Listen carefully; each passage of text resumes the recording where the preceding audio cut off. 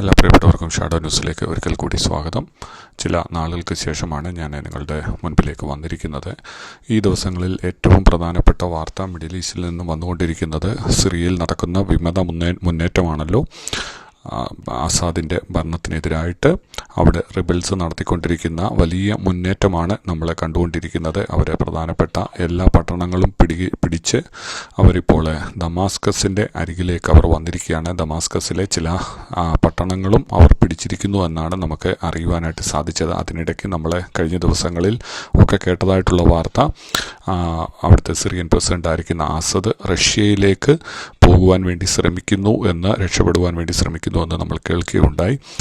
കഴിഞ്ഞ രാത്രിയിൽ ഉണ്ടായിരുന്നതായിട്ടുള്ള റിപ്പോർട്ട് എന്താണെന്ന് ചോദിച്ചാൽ, അദ്ദേഹം അവിടെ നിന്നും റഷ്യയിലേക്ക് പോയി എന്നുള്ള വിവരങ്ങൾ വന്നു. എന്നാൽ അദ്ദേഹം തന്നെ പിന്നീട് മാധ്യമപ്രവർത്തകരോട് പറഞ്ഞത് ഞാൻ സിറിയയിൽ തന്നെ ഉണ്ട് എന്നുള്ള രീതിയിലുള്ള വാർത്തകളും വന്നു. എന്നാൽ ഇപ്പോൾ ഏറ്റവും ലേറ്റസ്റ്റായിട്ട് വന്നിരിക്കുന്നത്, ആസദ് റഷ്യയിലേക്ക് പോകുവാൻ വേണ്ടി, രക്ഷപ്പെടുവാൻ വേണ്ടി ഉപയോഗിച്ച തൻ്റെ വിമാനം ദി IL-76T പ്ലെയിന് തകർന്നിരിക്കുന്നു എന്നാണ് ഇപ്പോൾ അറിയുവാൻ സാധിക്കുന്നത്.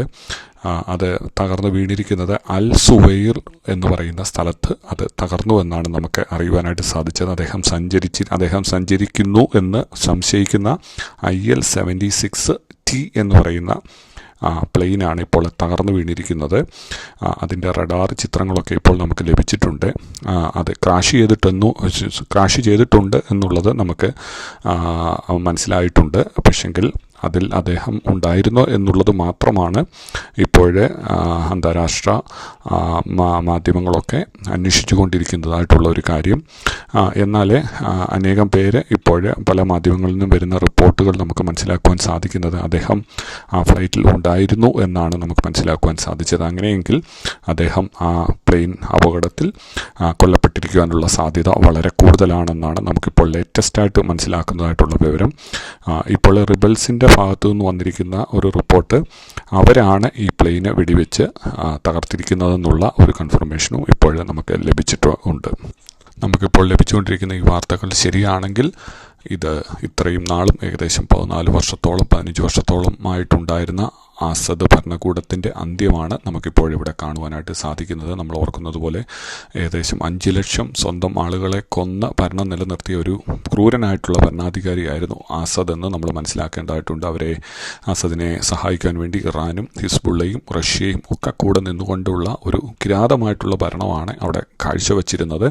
അതിൻ്റെ അന്ത്യത്തിലേക്കാണ് ഇപ്പോൾ കാര്യങ്ങൾ എത്തിയിരിക്കുന്നത്. അതുകൂടാതെ തന്നെ ഇപ്പോഴത്തെ Syrian prime minister Mohammad Ghazi al Jalali ഇപ്പോൾ പറഞ്ഞിരിക്കുന്നത്, ഞങ്ങൾക്ക് സമാധാനപരമായിട്ട് റിബലുകൾക്ക് അധികാരം കൈമാറ്റം ചെയ്യുവാൻ ഞങ്ങൾ തയ്യാറാണെന്നുള്ള കാര്യവും അദ്ദേഹം ഇപ്പോൾ പ്രസ്താവിച്ചിരിക്കുകയാണ്. ഇതൊക്കെ കാണിക്കുന്നത് ആസദിൻ്റെ ഭരണം തീർന്നു എന്ന് തന്നെയാണ്. റിബലുകളുടെ കയ്യിലേക്ക് ഭരണം ഏതാണ്ട് പൂർണ്ണമായിട്ട് മാറിയിരിക്കുന്നു എന്നുള്ള തെളിവുകളാണ് നമുക്കിപ്പോൾ ലഭിച്ചിരിക്കുന്നത്. നമ്മളിപ്പോൾ ഓർത്തതുപോലെ ഈ ആസദിൻ്റെ ഈ പ്ലെയിൻ കൂടി ക്രാഷ് ചെയ്തപ്പോൾ അദ്ദേഹം കൊല്ലപ്പെട്ടിരിക്കുവാനുള്ള എല്ലാ സാധ്യതയുമുണ്ട്. അങ്ങനെയുണ്ടെങ്കിൽ ഒരു 15 വർഷത്തെ ഒരു കിരാതമായിട്ടുള്ള ഭരണത്തിൻ്റെ അന്ത്യം ഒരു ട്രാജഡിയായിട്ട് തീർന്നു എന്ന് നമുക്ക് മനസ്സിലാക്കുവാനായിട്ട് സാധിക്കും. കൂടാതെ തന്നെ റഷ്യക്കോ ഹിസ്ബുള്ളയ്ക്കോ ഇറാനോ ഒന്നും ഇപ്പോൾ സിറിയയിൽ ഒന്നും ചെയ്യുവാൻ പറ്റുന്ന ഒരു സാഹചര്യത്തിലല്ല. പ്രത്യേകിച്ച് നമ്മളറിയുന്നത് പോലെ റഷ്യ ഉക്രൈനിൽ ഇപ്പോൾ യുദ്ധത്തിൽ ഏർപ്പെട്ടതുകൊണ്ട് അവർക്ക് പ്രത്യേകിച്ച് ഇവിടെ ഒന്നും ചെയ്യുവാനുള്ള ഒരു സാഹചര്യമല്ല. ഹിസ്ബുള്ള ഇസ്രയേലുമായിട്ട് ചില മാസങ്ങൾ നിന്നതായിട്ടുള്ള പോരാട്ടത്തിൽ വളരെ തകർക്കപ്പെട്ടതായിട്ടുള്ള ഒരവസ്ഥയിലാണ്. അതുകൊണ്ട് തന്നെയാണ് ഹിസ്ബുള്ള കഴിഞ്ഞ ദിവസങ്ങളിൽ പറഞ്ഞത്, ഞങ്ങൾ സിറിയയിൽ സഹായിപ്പാൻ പറ്റിയ ഒരു സാഹചര്യത്തിലല്ല എന്ന് പറയുവാനുള്ള കാരണം അതാണ്. ഇറാനാണെങ്കിലും നമുക്കറിയാം, കഴിഞ്ഞ പ്രാവശ്യത്തെ ഇസ്രയേലിൻ്റെ വ്യോമാക്രമണത്തോടു കൂടി ഇറാനും വളരെ വീക്കായിരിക്കുകയാണ്. കൂടാതെ ഇറാനെ എപ്പോഴും സഹായിച്ചിരുന്ന ഹിസ്ബുള്ള ഇപ്പോൾ വീക്കായിരിക്കുകയാണ്. അങ്ങനെ എല്ലാവിധത്തിലും അസാദിനുണ്ടായിരുന്നതായിട്ടുള്ള സകല സഹായവും ഇപ്പോൾ നഷ്ടപ്പെട്ടിരിക്കുകയാണ്. അതുതന്നെയാണ് വിമത മുന്നേറ്റത്തിന് കാരണമായി തീർന്നിരിക്കുന്നത്. നമുക്ക് മറ്റൊരു വാർത്ത വന്നുകൊണ്ടിരിക്കുന്നത്, നമ്മൾ അറിയുന്നത് പോലെ ഈ ഡമാസ്കസ് കഴിഞ്ഞ് ഇതിന് ശേഷം ഏതാണ്ട് ഈ ഇസ്രയേലിൻ്റെ ഗോലാൻ കുന്നുകൾ ഏരിയകളിലേക്ക് ആണ് ഈ പ്രശ്നങ്ങൾ നീണ്ടുവരുവാനുള്ള സാഹചര്യം ഇസ്രയേൽ നോക്കി കണ്ടുകൊണ്ടിരിക്കുന്നത്. നമ്മളൊക്കെ അറിയാം, ഇസ്രയേലിൻ്റെ ബോർഡറാണ് സിറിയ എന്നുള്ളത്. ഈ റിബലുകൾ വീണ്ടും ഇങ്ങനെ സ്ഥലങ്ങൾ പിടിച്ചടക്കി അത് ഗോലാൻ കുന്നുകളിലേക്ക് വരുവാനുള്ള സാഹചര്യമുണ്ട്. അത് ഇസ്രയേലിന് വലിയൊരു ഭീഷണിയാണ്. അതുകൊണ്ട് തന്നെ ഈ അസദൊക്കെ വെച്ചിരുന്നതായിട്ടുള്ള, അല്ലെങ്കിൽ അവർ കൈവശം വെച്ചിരുന്നതായിട്ടുള്ള ഒരു കെമിക്കൽ ഫാക്ടറി ഇപ്പോൾ ഇസ്രയേലിൻ്റെ എയർ സ്ട്രൈക്കിൽ നശിപ്പിച്ചിരിക്കുന്നു എന്നാണ് നമുക്ക് മനസ്സിലാക്കുവാൻ സാധിക്കുന്നത്. അതിൻ്റെ പല ചിത്രങ്ങളും നമുക്ക് ലഭിക്കുന്നുണ്ട്. കാരണം ഈ കെമിക്കൽ വെപ്പൺസൊക്കെ ഈ റിബൽസുകളുടെ കയ്യിലെത്തിയാൽ അത് ഇസ്രയേലിനും ദോഷമാണെന്ന് കണ്ടുകൊണ്ട് അവരുടെ കയ്യിലെത്താതെ വണ്ണം അതിപ്പോൾ എയർ സ്ട്രൈക്കിൽ കൂടി നശിപ്പിച്ചിരിക്കുന്നു എന്ന് നമുക്ക് കാണുവാനായിട്ട് സാധിക്കുന്നുണ്ട്. അതുപോലെ തന്നെ ഇപ്പോൾ ഗോലാൻ കുന്നുകളിലേക്ക് ഇസ്രയേലിൻ്റെ പട്ടാളം നീങ്ങിയിരിക്കുന്നു എന്നാണ് നമുക്ക് കാണുവാനായിട്ട് സാധിക്കുന്നത്. അവിടെ ഇപ്പോൾ ക്ലോസ് ചെയ്തിരിക്കുകയാണ്. ഇസ്രയേലിൻ്റെ ആർട്ടിലറി ഡിവിഷനും അതുപോലെ തന്നെ ടാങ്കുകളും സിറിയയിലേക്ക് കടന്നു എന്ന് തന്നെയാണ് നമുക്കിപ്പോൾ മനസ്സിലാക്കുവാനായിട്ട് സാധിക്കുന്നത്. ഇസ്രയേൽസിൻ്റെ കരസേന അവിടേക്ക് നീങ്ങിയിരിക്കുകയാണ് എന്നാണ് നമുക്ക് മനസ്സിലാക്കുവാനായിട്ട് സാധിക്കുന്നത്. അവിടെ വളരെ ഹെവി ഷെല്ലിംഗ് ഇപ്പോൾ ഇസ്രയേൽ നടത്തിക്കൊണ്ടിരിക്കുന്നു. അവിടെ ക്ലീനാക്കി ഇസ്രയേലിൻ്റെ ഇപ്പോഴത്തെ ഒരു നടപടി കണ്ടിട്ട് ഈ ഗോലാൻ കുന്നുകളിലുള്ളതായിട്ടുള്ള ഈ ഏരിയ ഇപ്പോൾ ഒരു ബഫർ സോണായിട്ട് ഇസ്രയേലിൻ്റെ കൺട്രോളിൽ നിർത്തുവാൻ വേണ്ടിയുള്ള ഒരു സാഹചര്യമാണ് നമുക്കിപ്പോൾ കാണുവാനായിട്ട് സാധിക്കുന്നത്.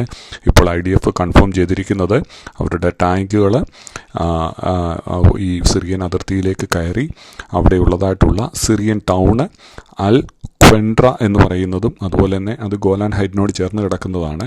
അതുപോലെ തന്നെ സബരീൻ എന്ന് പറയുന്നതായിട്ടുള്ള ഈ സ്ഥലങ്ങളും ഒക്കെ ഇപ്പോൾ ഇസ്രയേൽ പിടിച്ചെടുത്തിരിക്കുന്നു എന്നാണ് നമുക്ക് കാണുവാനായിട്ട് സാധിക്കുന്നത്. അങ്ങനെയെങ്കിൽ ഇത് വളരെ ഒരു വ്യത്യസ്തമായ തലത്തിലേക്കാണ് ഇപ്പോൾ ഈ യുദ്ധങ്ങളും ഈ കാര്യങ്ങളും ഒക്കെ മാറിക്കൊണ്ടിരിക്കുന്നത്. തീർച്ചയായിട്ടും ഇസ്രയേൽ അവരുടെ സേഫ്റ്റിക്ക് വേണ്ടി വേണ്ടുന്നത് ചെയ്യും എന്ന് നമുക്കറിയാം. ഇപ്പോൾ നമുക്ക് മനസ്സിലാക്കുവാൻ സാധിക്കുന്നത് IDFൻ്റെ ടാങ്കുകൾ സിറിയയിലേക്ക് കയറി അവിടെ ഗോലാൻ കുന്നുകളോട് ചേർന്നിരിക്കുന്ന സ്ഥലങ്ങൾ പിടിച്ചെടുത്തിരിക്കുന്നു എന്നാണ് നമുക്ക് മനസ്സിലാക്കുവാനായിട്ട് സാധിക്കുന്നത്. വരും മണിക്കൂറുകളിൽ നമുക്ക് കൂടുതൽ വിവരങ്ങൾ അതിനോടനുബന്ധിച്ച് ലഭിക്കുന്നതായിരിക്കും. ഞാൻ നിങ്ങൾ തീർച്ചയായിട്ടും ഇത് അപ്ഡേറ്റ് ചെയ്യുന്നതായിരിക്കും.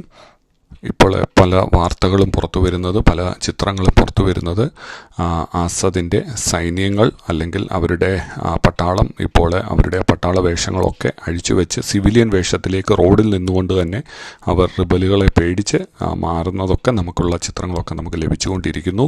കാരണം സൈനിക വേഷത്തിൽ കണ്ടാൽ റിബലുകൾ അവരെ ആക്രമിക്കുവാനും കൊല്ലുവാനുമുള്ള സാഹചര്യമുണ്ട്. അതുകൊണ്ട് അവരെ ഇപ്പോൾ സൈനിക വസ്ത്രങ്ങളൊക്കെ അവരെ ഊരി സിവിലിയൻ വസ്ത്രത്തിലേക്ക് മാറുന്ന കാഴ്ച നമുക്ക് കാണുവാനായിട്ട് സാധിക്കും. ഇതൊക്കെ കാണിക്കുന്നത് എത്രത്തോളം റിബലുകൾ അവിടെ പിടിമുറുക്കിയിരിക്കുന്നു എന്ന് തന്നെയാണ് നമുക്ക് ഇപ്പോഴേ മനസ്സിലാക്കുവാനായിട്ട് സാധിക്കുന്നത്.